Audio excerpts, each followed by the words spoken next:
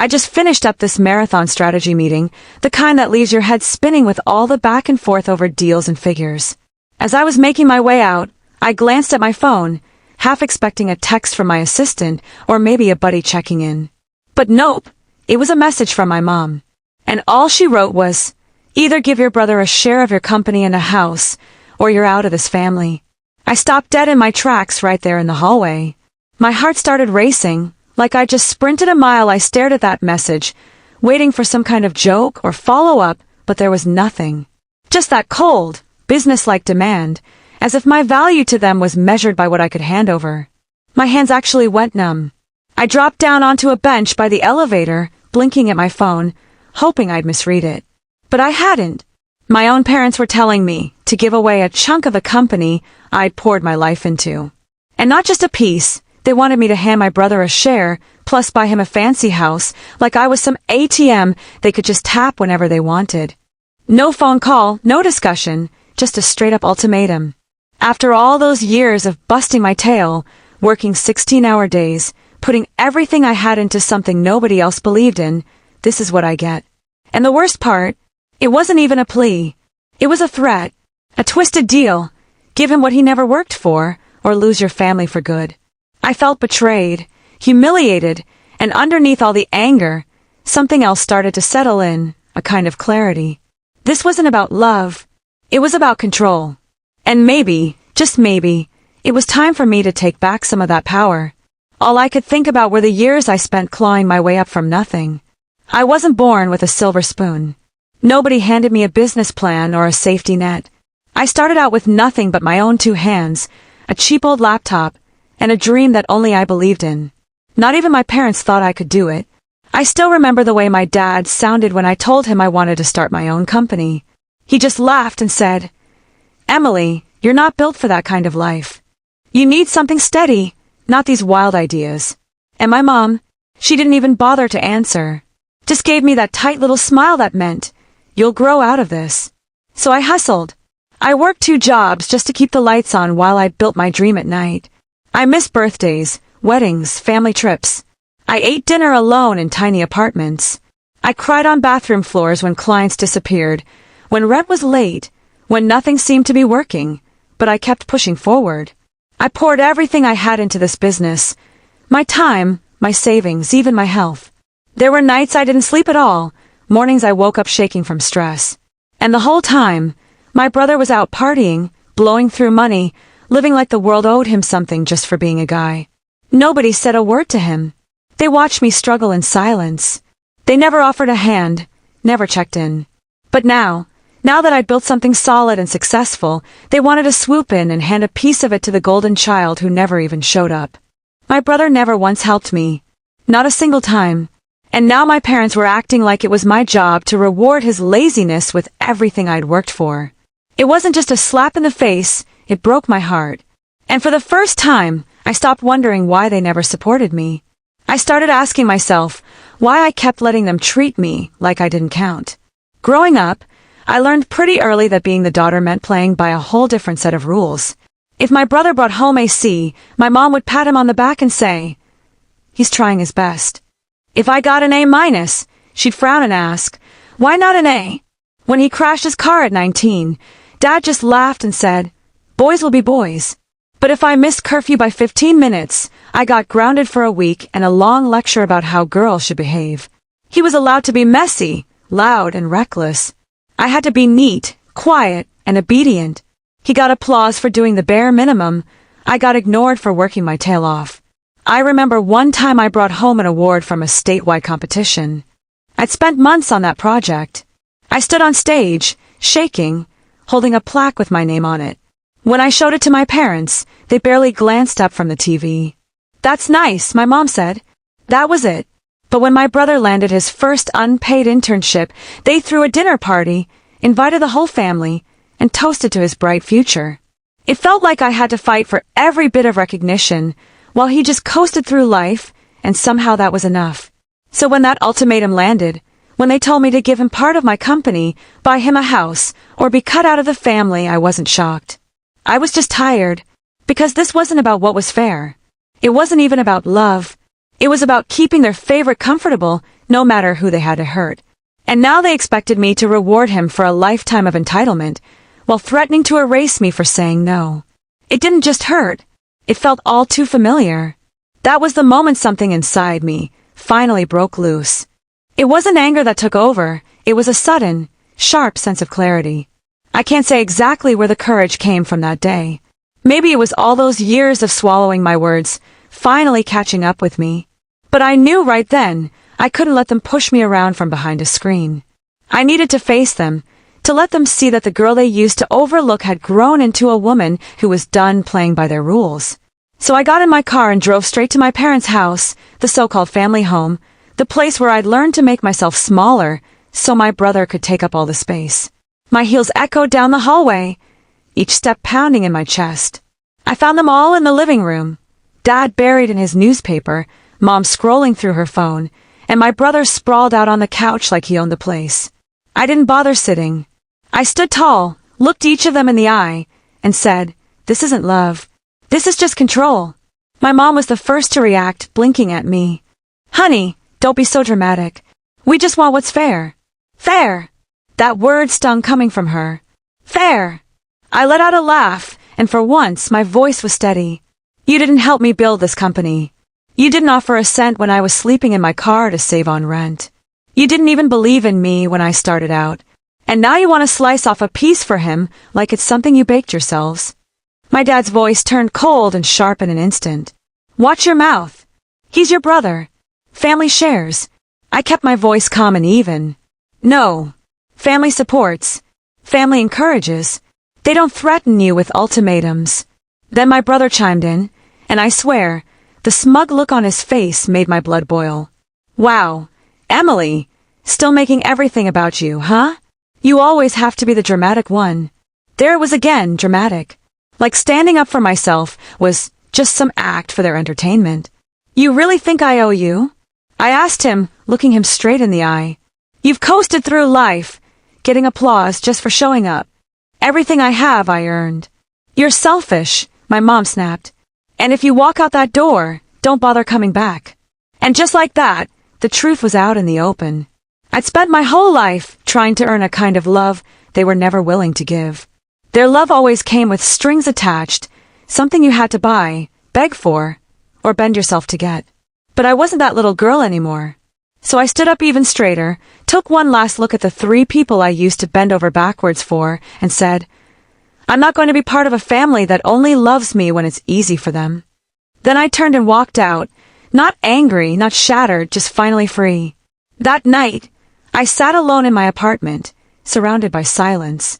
No music, no phone calls, just the low hum of the city outside my window and the heavy weight of everything that had just gone down. I kept replaying every word from that showdown. My mom's sharp voice, my dad's threats disguised as family values, my brother's smugness, acting like everything I'd built was just another toy for him to play with. It all echoed in my mind like a bad song stuck on repeat. I glanced around my office, which doubles as my sanctuary, shelves lined with product samples, my whiteboard covered in goals for the next quarter, a small photo frame on my desk showing me at 22, grinning ear to ear, holding the keys to my first rented office. I was wearing ripped jeans and a $10 hoodie, looking like I just hit the jackpot. Next to that was the receipt from my very first sale. It was only $42, but I'd laminated it like it was a check from a Fortune 500 company. Honestly, it meant more to me than any big payday ever could. It was proof that I'd started something from scratch, that I'd built something real. And yet, even with all that evidence of my hard work and growth, I felt that old ache creeping back in. That invisible, nagging pain. Deep down, I was still that little girl desperate for their approval. No matter how far I'd come, part of me still wanted to hear that I'd done enough, that they were proud, that they really saw me. Realizing that hurt in a way I can't even describe.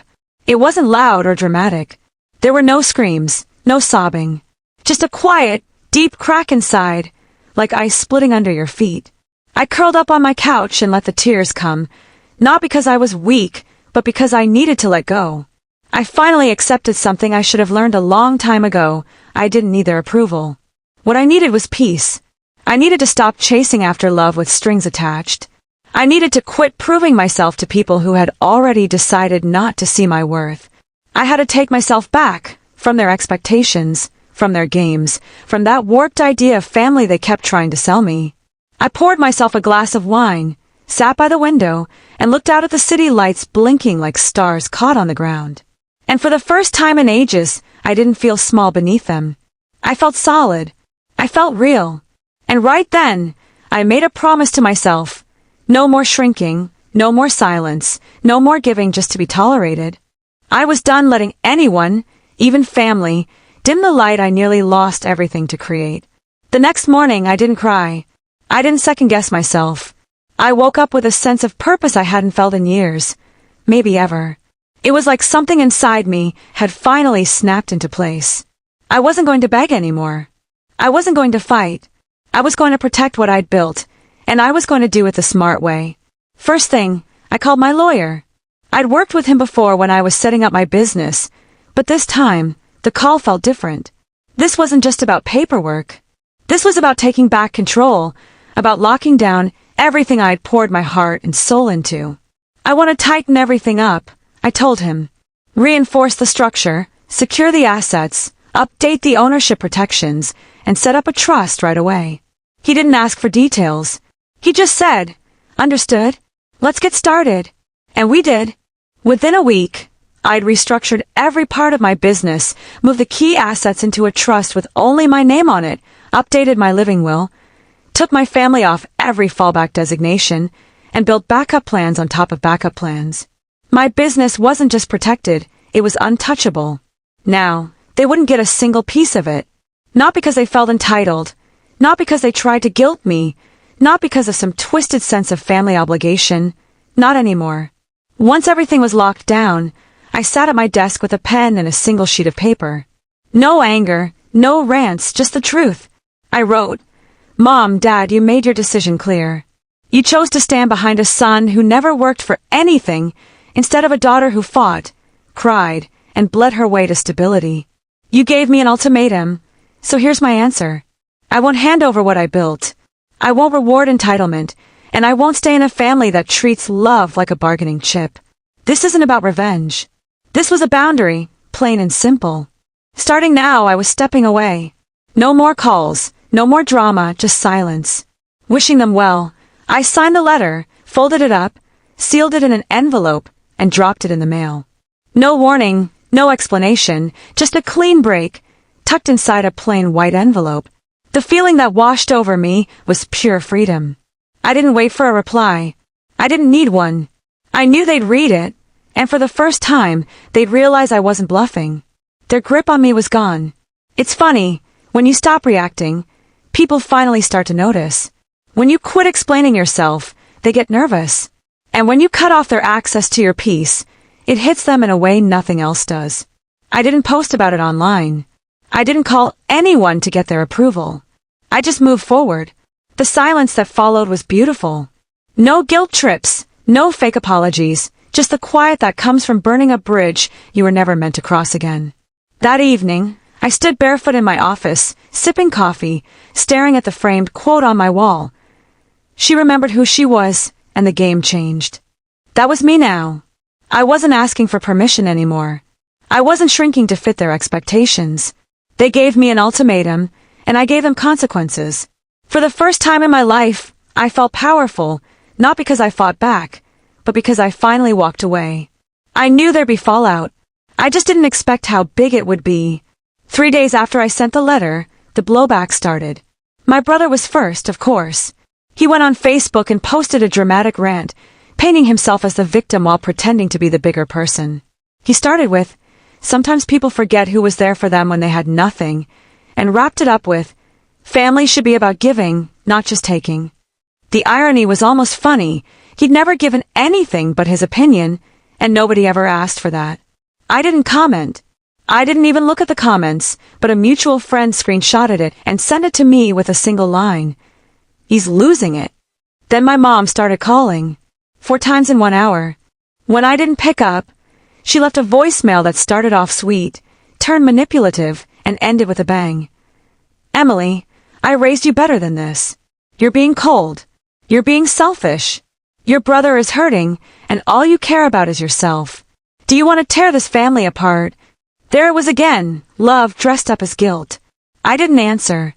Instead, I got a message from my aunt, then another from a cousin I hadn't heard from in years. Paragraph after paragraph. Families fight, Emily, but we don't throw each other away. You only get one mother. This is just a phase. You'll come around. They all sang the same tune. Forget. Fall back in line. But here's what nobody seemed to get. I wasn't angry anymore. I wasn't bitter. I was just done. Done being the bigger person while they acted small. Done fighting for a place in a family that never gave me unconditional love. Done letting them gaslight me into thinking that setting boundaries was some kind of betrayal. So I stayed quiet until I didn't. One morning, while I was drinking coffee outside my office, I asked my assistant to snap a quick photo. No makeup, no filters, just me standing there, soft smile, sunlight on my face. I posted it on my personal page with a simple caption. Peace looks good on me. That was it. No story, no drama, but people understood. The likes rolled in. Comments poured in from old friends, clients, even strangers. Good for you. This kind of peace is earned. I felt this in my soul. It wasn't about going viral. It was about being seen. The internet, a place that can be so harsh, understood me better than my own family ever did. And maybe that's what stung the most, that strangers could show me more kindness than the people who raised me. My brother deleted his post within hours. My mom texted, "So this is what you've become, a public embarrassment." I left her on read, because yeah, this is who I am now. A woman who doesn't beg for respect. A daughter who finally picked self-worth over silence. And while the group chats buzzed and the gossip spread, I just kept living. No chaos, no revenge, just peace. That's what they never saw coming. Not the distance, not the silence, but the calm. Because I wasn't trying to prove anything anymore. They thought cutting me off would break me. But all it did was show me who I was without their noise.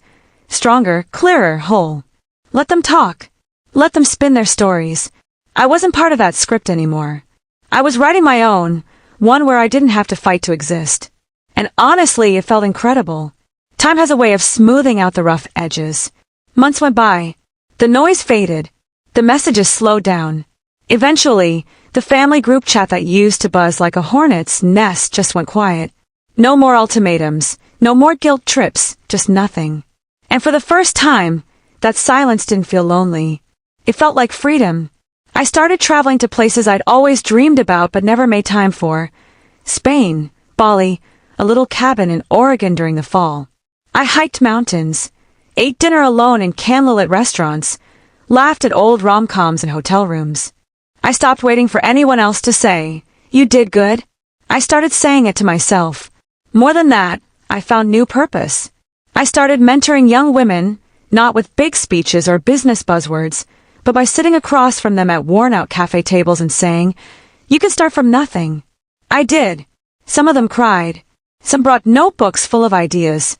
Every single one reminded me why I built my business in the first place. Not just to prove something, but to create something that matters. Little by little, I stopped feeling like the daughter who got pushed out. I became the woman who chose herself. One night, I was sitting on a quiet balcony in Portugal. Warm breeze, glass of wine, soft jazz playing in the background. I watched the sun sink into the sea and felt a calm settle over me that I hadn't felt in years. That's when it hit me. I didn't just protect my company, I protected my soul. I drew a line and never crossed it. I didn't scream. I didn't beg. I just walked away. And by doing that, I gave myself the kind of peace nobody else ever offered me. When it comes to my family, I honestly wish them nothing but healing. I really do. I hope someday they come to understand just how much harm entitlement and manipulation can cause. I hope my brother figures out how to build something for himself, from the ground up. I hope my parents realize that real love isn't about how well someone follows orders, but about how much respect you show them. But I won't be around to see if that ever happens. Some wounds don't need payback, they just need space. I don't check up on their social media. I don't ask mutual friends for updates. I don't carry around any bitterness. Truth is, I just don't carry them with me anymore. My story didn't end the day they tried to push me out. That was actually the day it started. Now, I live with a sense of clarity, with real joy, and with a strength I never knew I had in me. They try to force me to choose between my family and my own self-worth. But by choosing myself, I didn't lose a family. I finally found who I was. And honestly, that's the best gift I could have ever given myself. So that's it. That's my journey, from being torn up by family expectations to finally discovering my true self. It's a tough truth, but sometimes the people we love most are the very ones who hold us back. But it's also a powerful reminder, the only person you owe your happiness to is yourself. I could have stayed, could have apologized, could have kept playing the part they wanted, but I chose peace over pain. I chose to value myself, and in doing that, I learned the most freeing lesson of all: you don't need anyone's approval but your own. If you take anything from my story, let it be this: never let anyone else decide your worth. You deserve the life you build for yourself. And if that means walking away from toxic people to get there, then that's what you do. If Emily's story struck a chord with you, go ahead and like, share, and subscribe for more stories about finding your strength. And if you've ever had to choose your own peace over family loyalty, I'd love to hear how you found the courage to do it. Drop a comment below. Thanks for listening, and remember, you're worth more than anyone else's expectations. Keep choosing yourself,